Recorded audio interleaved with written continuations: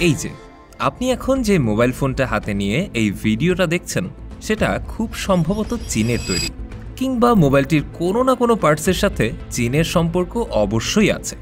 অথবা আপনার ব্যবহৃত ঘড়ি, ওয়ালেট, জুতা, জামা কিংবা যে কোনো প্রোডাক্টের নিচে যদি মেড ইন চায়না লেখা থাকে, তাহলে আমার আপনার অবাক হওয়ার কিছুই নেই।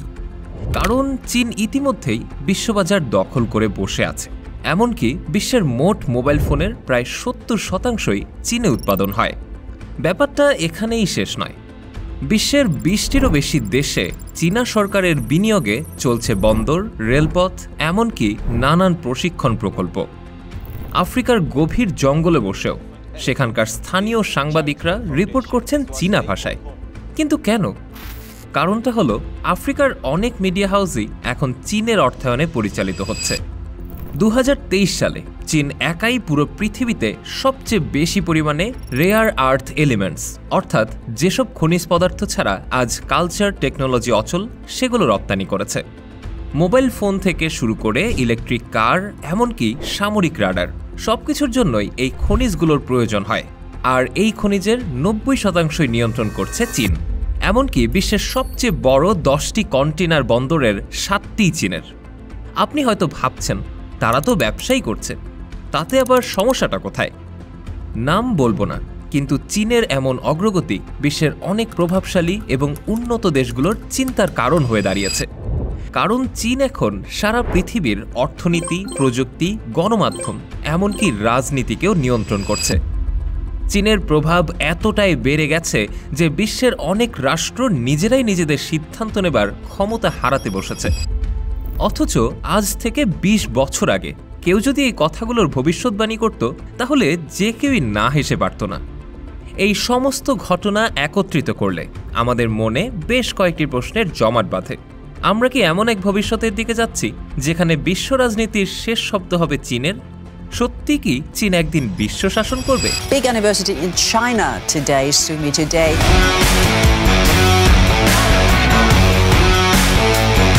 China into a global economic powerhouse.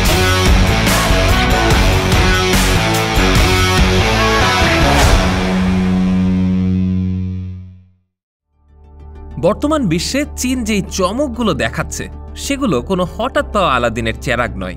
এগুলোর শুরুটা হয়েছিল বহু দশক আগের এক মহা বিপ্লবের মাধ্যমে। 1949 সালের অক্টোবর মাস বেইজিংয়ের তিয়ান আনমেন স্কোয়ারে লাখো মানুষের সামনে দাঁড়িয়ে একজন নেতা ঘোষণা করলেন, the Chinese people have stood up. লোকটির নাম ছিল মাও সে-তুং, যিনি চীনা কমিউনিস্ট বিপ্লবের স্থপতি।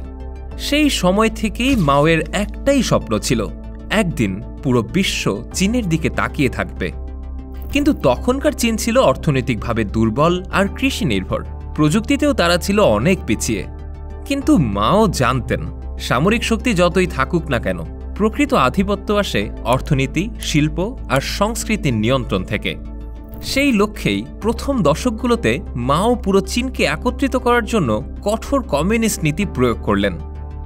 তারপর এলো 1978 সাল, চীনের ইতিহাসে এক মোড় ঘোরানো বছর। নেতৃত্বে এলেন দেং শিয়াওপিং, যিনি বুঝতে পারলেন বিশ্ব থেকে নিজেদের গুটিয়ে রাখলে আধুনিক চীন গড়া একেবারেই অসম্ভব। তাই তিনি ঘোষণা দিলেন ওপেন আপ চায়না নীতির। এই নীতির মাধ্যমে চীন প্রথমবারের মতো বৈশ্বিক অর্থনীতির দরজা খুলে দিল। বিদেশি কোম্পানিগুলো চীনে তাদের কারখানা বানাতে শুরু করল। চীনের শ্রমিকরাও কম খরচে তাদের বিশাল উৎপাদন ক্ষমতা দেখাতে লাগল। ফলাফল স্বরূপ মাত্র 20 বছরের মধ্যে চীন হয়ে উঠল খেলনা এবং খুঁটিনাটি জিনিস থেকে শুরু করে কম্পিউটার চিপ সবকিছুরই অন্যতম একটি উৎপাদন কেন্দ্র। তবে এই কাজগুলোর পেছনে লুকানো ছিল অনেক বড় একটি পরিকল্পনা। চীন শুধু পণ্য রপ্তানি করছিল না, বরং ধীরে ধীরে বাজার, প্রযুক্তি আর কাঁচামালের উপর বৈশ্বিক নির্ভরশীলতা তৈরি করতে শুরু করে। চীনের সবচেয়ে বড় হাতিয়ার হল তাদের one belt one road initiative বা BRI। 2013 সালে প্রেসিডেন্ট শি জিনপিং এই পরিকল্পনা ঘোষণা করেছিলেন, যার মূল লক্ষ্য ছিল এশিয়া, ইউরোপ, আফ্রিকা, এমনকি লাতিন আমেরিকা পর্যন্ত এক বিশাল বাণিজ্যিক ও অবকাঠামোগত নেটওয়ার্ক তৈরি করা। 2025 সালে এসে এই পরিকল্পনার আওতায় রয়েছে 149টি দেশ এবং 32টি আন্তর্জাতিক সংস্থা। অর্থাৎ পৃথিবীর প্রায় 2/3 দেশই কোনো না কোনোভাবে চীনের প্রভাব বলয়ে ঢুকে পড়েছে। পৃথিবীর প্রায় 75% জনসংখ্যা কোনো না কোনোভাবে এই প্রকল্পের সাথে কানেক্টেড। আফ্রিকায় এর প্রভাব সবচেয়ে স্পষ্ট। উদাহরণ হিসেবে কেনিয়ার কথাই বলা যাক। মোম্বাসা থেকে নাইরোবি পর্যন্ত 472 কিলোমিটার রেল লাইন নির্মাণে খরচ হয়েছে $3.2 বিলিয়ন, যার 90% ঋণ দিয়েছে চীনের এক্সিম ব্যাংক। ইথিওপিয়াতে 752 কিলোমিটারের আদ্দিস আবাবা থেকে জিবুতি পর্যন্ত পুরোটা রেলপথ চীনের অর্থ ও প্রযুক্তিতে তৈরি।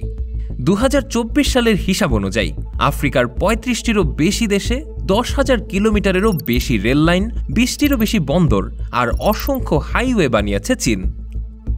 আমাদের বাংলাদেশেও এই প্রভাবটা চোখে পড়ার মতো।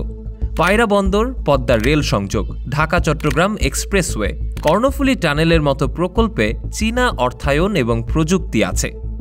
শুধু 2016 থেকে 2023 সালের মধ্যে বাংলাদেশে চীনের বিনিয়োগের পরিমাণ দাঁড়িয়েছে $26 বিলিয়ন। পাকিস্তানে রয়েছে চায়না পাকিস্তান ইকোনমিক করিডোর, যার মোট দৈর্ঘ্য প্রায় 3000 কিলোমিটার, যার মধ্যে গওয়াদার বন্দর সবচেয়ে কৌশলগত। এই বন্দর থেকে চীন সরাসরি ভারত মহাসাগরের প্রবেশাধিকার পেয়েছে এবং মধ্যপ্রাচ্যের তেল পরিবহন রুটে সরাসরি নিয়ন্ত্রণ নিতে পারছে। তবে এই অর্থায়নের পেছনে আছে এক বিতর্কিত বিষয়, আর তা হল ঋণের ফাঁদ বা ডেট ট্র্যাপ ডিপ্লোমেসি। শ্রীলঙ্কার হাম্বানটোটা বন্দরের উদাহরণটা সবারই জানা।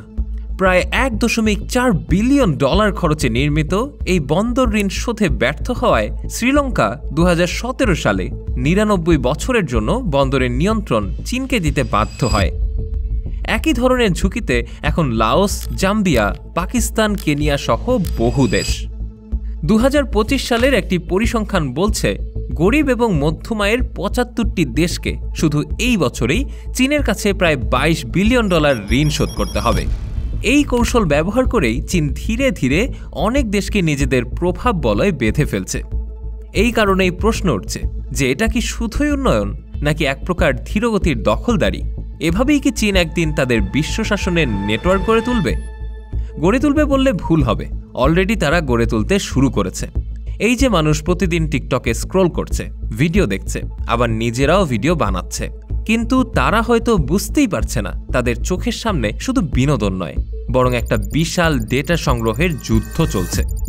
টিকটকের মালিকানা চাইনিজ কোম্পানি বাইটড্যান্সের হাতে, আর মার্কিন যুক্তরাষ্ট্রের গোয়েন্দা সংস্থাগুলোর দাবি এই অ্যাপের মাধ্যমে কোটি কোটি ব্যবহারকারীর ব্যক্তিগত তথ্য বেইজিংয়ের হাতে চলে যেতে পারে। শুধু সোশ্যাল মিডিয়া নয়, চীনা প্রযুক্তি জায়ান্ট হুয়াওয়ে বিশ্বজুড়ে 5G নেটওয়ার্ক বসানোর মাধ্যমে কৌশলগত সুবিধা নিতে চাইছে। যুক্তরাষ্ট্র, যুক্তরাজ্য, অস্ট্রেলিয়া অনেক দেশই নিরাপত্তা আশঙ্কায় হুয়াওয়েকে ব্যান করেছে, কিন্তু আফ্রিকা, এশিয়া এবং ল্যাতিন আমেরিকার অনেক দেশ এখনও হুয়াওয়ের নেটওয়ার্কই ব্যবহার করছে, যার ফলে চীনের হাতে শুধু যোগাযোগ ব্যবস্থার নিয়ন্ত্রণ নয়, বরং তথ্য সরবরাহের নিয়ন্ত্রণও আছে। এছাড়াও তারা AI সার্ভেলেন্সের মাধ্যমে গোটা দুনিয়ায় নজরদারির প্রযুক্তি রপ্তানি করছে। ইথিওপিয়া, জিম্বাবুয়ে, সার্বিয়া সবখানেই চীনা কোম্পানির সরবরাহ করা ফেশিয়াল রিকগনিশন ক্যামেরা বসানো হয়েছে। 2019 সালের কার্নেগি এন্ডোমেন্ট ফর ইন্টারন্যাশনাল পিসের একটি রিপোর্ট অনুযায়ী হুয়াওয়ে, হিগভিশন, ডাহুয়া, জেটিএর মতো চীনা কোম্পানি 63টি দেশে AI ভিত্তিক নজরদারি প্রযুক্তি সরবরাহ করেছে। চীনের আরেকটি বড় লক্ষ্য হচ্ছে ডলারকে সরিয়ে দেওয়া। শতাব্দীর পর শতাব্দী ধরে আন্তর্জাতিক বাণিজ্যের মুদ্রা হিসেবে ডলারই রাজত্ব করে আসছে, কিন্তু বেইজিং এখন অনেক দেশের সাথেই ইউয়ান নিয়ে সরাসরি ট্রেড শুরু করেছে। পাশাপাশি তারা রাশিয়া, ইরান, ব্রাজিল সহ কিছু মধ্যপ্রাচ্যের দেশের সাথে তেল এবং গ্যাসের লেনদেনও শুরু করেছে। আর এখানেই বলতে হচ্ছে ব্রিক্স জোটের কথা, যা মূলত ব্রাজিল, রাশিয়া, ভারত, চীন, দক্ষিণ আফ্রিকা এই 5টি দেশের সম্মিলিত জোট, যেখানে এখন নতুন সদস্য যুক্ত হয়ে এশিয়া, আফ্রিকা এবং দক্ষিণ আমেরিকার বড় অংশ কভার করছে। 2023 সালে ব্রিক্সের আলোচনায় উঠে আসে একটি ডিজিটাল কারেন্সি তৈরির পরিকল্পনা, যা ডলারকে পাশ কাটিয়ে ট্রেড করার পথ খুলে দিতে পারে। আমেরিকান ডলারকে টক্কর দিতে যাওয়া এই ব্রিক্স আসলে কি এবং কিভাবে এটি কাজ করে, এই নিয়ে অলরেডি আমাদের চ্যানেলে একটি বিস্তারিত ভিডিও আছে। চাইলে এই ভিডিওটি দেখা শেষে আপনারা সেটিও দেখে আসতে পারেন। তবে আপনি বিশ্বাস করবেন কিনা জানি না, কিন্তু আগামী 24 বছরের মধ্যে পৃথিবীর মানচিত্রে ক্ষমতার পাল্লা পুরোপুরি উল্টে যাবে। নিউ ইয়র্ক, লন্ডন বা ওয়াশিংটন নয়, বিশ্বের সকল ক্ষমতার কেন্দ্রবিন্দু হবে বেইজিং। 2049 সালে গণপ্রজাতন্ত্রী চীনের প্রতিষ্ঠার 100 বছর পূর্ণ হবে।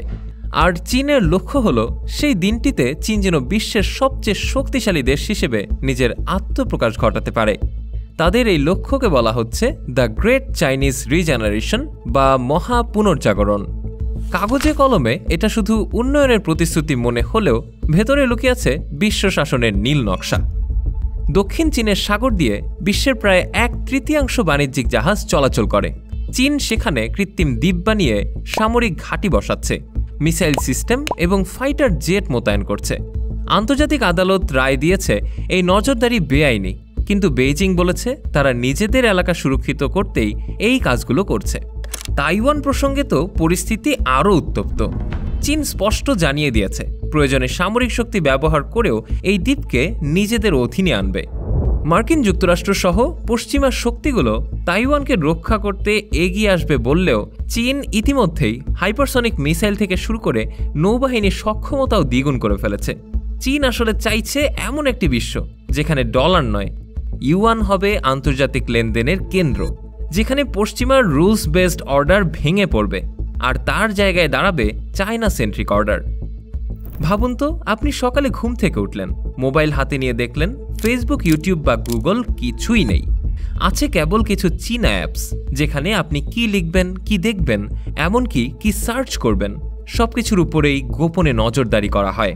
যেখানে রাজনৈতিক সমালোচনা করলে মুহূর্তে আপনার পোস্ট গায়েব হয়ে যেতে পারে, আর বারবার করলে হয়তো আপনার প্রোফাইলে উধাও হয়ে যাবে।